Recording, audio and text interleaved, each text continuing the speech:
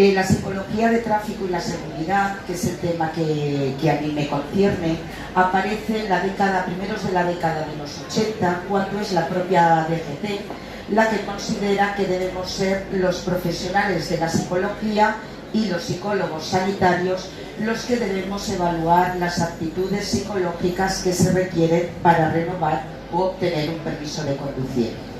Con muchas modificaciones a lo largo del tiempo, nuestro trabajo, y la mayoría de ustedes nos conoce, por desarrollarlo dentro de los centros de conductores. Y en él también realizamos otra serie de evaluaciones que, por las actividades que van a desarrollar la persona que nos lo demanda, pueden suponer un riesgo para ellos o para los demás, y debemos valorar permisos de armas, embarcaciones de recreo, vigilantes de seguridad, entre otros. Desde organismos oficiales como la DGT, bueno, ya se parará, desde organismos oficiales como la DGT y también de asociaciones privadas como Stop Accidente o Ponle Freno, y desde los propios centros, desde la psicología de tráfico, tenemos un objetivo en común, y es intentar prevenir y evitar estos temidos accidentes de tráfico. Nuestra labor, cada uno en su ámbito, intenta disminuir esta siniestralidad vial, partiendo de la base de que la mayoría de accidentes de tráfico se producen por una toma de decisiones equivocada. Nosotros intervenimos en la fase previa a que ocurra un accidente de tráfico, intentando valorar las capacidades que tienen las personas como conductores y que van a utilizar un vehículo a motor. Así pues, intentamos detectar una pérdida o una disminución de funciones motoras, sensoriales, de coordinación, de conducta, en definitiva, algo que va a verse involucrado en el manejo de un vehículo. La atención, la memoria, la percepción. Aunque todos ya lo sabemos, la conducción interviene en tres factores: el vehículo, la vía y el entorno por otro lado, y la persona y su conducta. Es la persona y la conducta de ella la que cobran mayor protagonismo, dado que tiene siempre en sus manos los medios necesarios para conseguir una conducción más segura. Evidentemente sí que hay accidentes que son inevitables, pero en la mayoría de los casos está el factor humano detrás de ellos. Entre un 70 y un 90% de los accidentes que se producen son a consecuencia de un fallo humano. Entonces esto, pues de alguna manera lo tenemos que evitar. La mayoría de estos accidentes se produce por una toma de decisiones equivocada. Por un lado, tenemos a los conductores que, por un determinado comportamiento inadecuado, pueden sufrir un percance. Ahí tendríamos pues, a los infractores de la norma, los excesos de velocidad, una conducta inadecuada, una conducta poco respetuosa hacia los demás usuarios de la vía, y también, y haciendo alusión al tema que comentaba Jesús, determinadas ocasiones una conducta suicida ante el volante. Por otro lado, tenemos a otras personas que, aun siendo expertos conductores y teniendo a sus espaldas miles de kilómetros, por una dificultad, una pérdida de aptitudes tanto físicas como mentales, tienen un comportamiento que puede provocar un accidente de tráfico. Siempre tenemos que pensar que es el factor humano el que está detrás de ellos. Si yo un día conduciendo tengo un reventón, puedo pensar que es el factor coche el que ha propiciado este reventón. Pero si quizá yo hubiese realizado un buen mantenimiento del vehículo, me hubiese dado cuenta y hubiese podido evitar un accidente de tráfico. Por otro lado, un día de niebla, una niebla densa de estas que aparecen aquí por Huesca, bueno, pues hay 2 o 3 accidentes de tráfico en una hora determinada.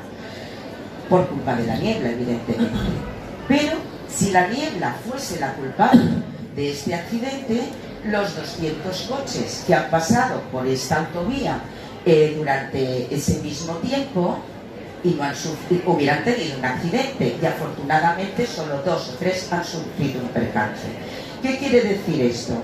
Que es la persona y su conducta la que ha propiciado este accidente, porque no ha sabido adaptar la conducción a las necesidades en ese momento de la vía y del entorno. Una persona que toma una medicación también debe tener conocer los efectos secundarios de la misma, puede tener un efecto sedante y quedarse dormido ante la conducción. Tiene que saber qué efectos tiene esa medicación y intentar eliminarlos o minimizarlos de alguna manera. Pues bien, siempre está la conducta en el 90% de los accidentes de tráfico. ¿Qué es lo que evaluamos realmente en un centro de reconocimiento? Junto con el médico, evaluamos el estado de salud, tanto físico como mental, de la persona que acude a él. Pero partiendo de la base que conducir no es únicamente un conjunto de habilidades motoras, frenar, acelerar, poner el intermitente. Detrás de la conducción existe un complejo proceso de toma de decisiones que tiene un impacto directo en la ejecución de la maniobra propiamente dicha. Afortunadamente, las personas poseemos muchos recursos psicológicos que nos ayudan a captar la información, procesarla y tomar la decisión. Nuestro sistema perceptivo, a través de la vista, del oído, del sistema vestibular, captamos la información necesaria para conducir. Tenemos que hacer hincapié que desde el 90% de la información que captamos para conducir, lo hacemos a través del canal de la vista. De ahí que seamos tan insistentes, tanto desde los centros como desde las campañas de concienciación de la DGT, en que posean la mayor agudeza visual para seguir conduciendo.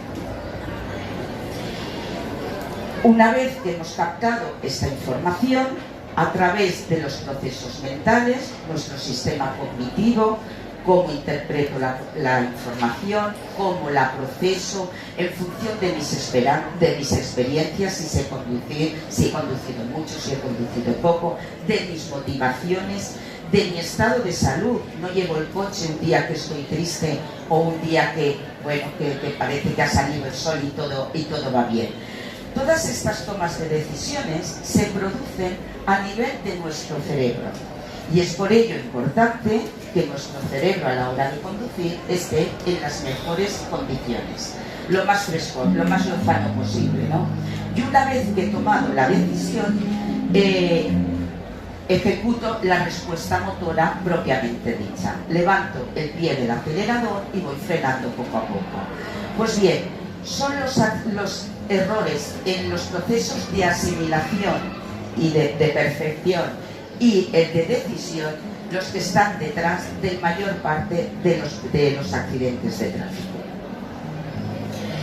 Hay veces también que por ignorancia o por exceso de confianza en nosotros mismos hace que restemos importancia a una serie de factores que de forma directa o indirecta pueden incidir en la conducción. Son lo que llamamos factores de riesgo. Brevemente, las distracciones, importantísimo, uso del móvil, una discusión acalorada con los niños en el coche, el exceso de velocidad, el consumo de medicamentos, el consumo de alcohol, de drogas, el cansancio, la fatiga. Todo esto, las enfermedades y los medicamentos en sí, todo esto, de alguna manera, si yo los asumo, pueden influir en mi cerebro. De alguna manera, hay veces que enlenteciendo 3 copas de vino van a enlentecer mi cerebro. Si consumo droga, lo va a hiperactivar. De cualquier manera, no voy a tomar la decisión correcta. Estos factores de riesgo debemos eliminarlos 0,0 de alcohol, elimino el riesgo. Una velocidad adecuada, lo controlo y lo minimizo. Bien, aquí quería hacer mención especial, que seguramente ustedes han hecho eco en estos días, ya llevan bastante, de la conducción de las personas mayores de 65 años y que parece ser que va a haber una modificación en cuanto a los plazos de vigencia del permiso de conducir. Que bueno, todo lo que estoy diciendo para conducir es aplicable para el resto de reconocimientos que realizamos en los centros. ¿Por qué creemos conveniente que las personas mayores renueven antes los permisos de conducir? Evidentemente, a partir de los 65 años, pues nuestro cuerpo, muchas veces por el propio envejecimiento propio de la edad, otros por el asumir algún tipo de enfermedades, como puede ser pues, de dificultad en la atención o un ictus, la memoria les empieza a fallar. De la misma manera que cuando éramos jóvenes bailábamos un twist y ahora hemos pasado a bailes de salón, o un agricultor saltaba del tractor y ahora se agarra para no hacerse daño, conforme vamos avanzando en la edad, vamos perdiendo estos reflejos y de alguna manera debemos controlarlos. Ustedes habrán visto una persona que hoy la ven bien y en 4 meses le ha dado un ictus o ha tenido un proceso de periodo cognitivo y ha empezado a olvidar las cosas, pero tiene un permiso y sigue conduciendo. Nos encontramos con una persona que con 86 años invade por una falta de atención, probablemente a consecuencia de una enfermedad, entra en una autovía por sentido contrario y fallecen 5 personas. Esto pues se debe intentar evitar.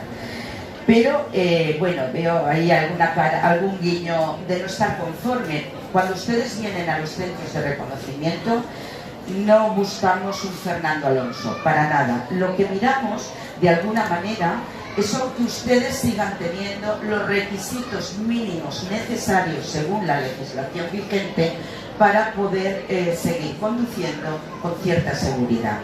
Así pues, nos interesa que ustedes puedan captar e interpretar la información para realizar una buena toma de decisiones. Por otro lado, nos interesa en caso de algunas enfermedades que ya estén bien controladas y en algún momento detectamos enfermedades que, cogidas a tiempo, como puede ser un principio de demencia, pueden de alguna manera frenarse. Hay veces que, bueno, que cuando viene la gente a los centros no saben ni siquiera que somos psicólogos y es el primer contacto que tenemos que tienen ellos con un psicólogo. Bueno, pues hablando durante la entrevista, hay veces pues, que manifiestan cierto malestar por un fallecimiento, por asumir un cáncer, por muchas cosas. Y es ahí donde nosotros, en la medida que consideramos oportuno, pues derivamos a los profesionales en un ámbito o en otro para que de alguna manera puedan ofrecerles una mejor calidad de vida. Nuestra tarea, informar, prevenir, concienciar, sí, aconsejar y en definitiva prevenir para evitar los accidentes de tráfico. Muchas gracias.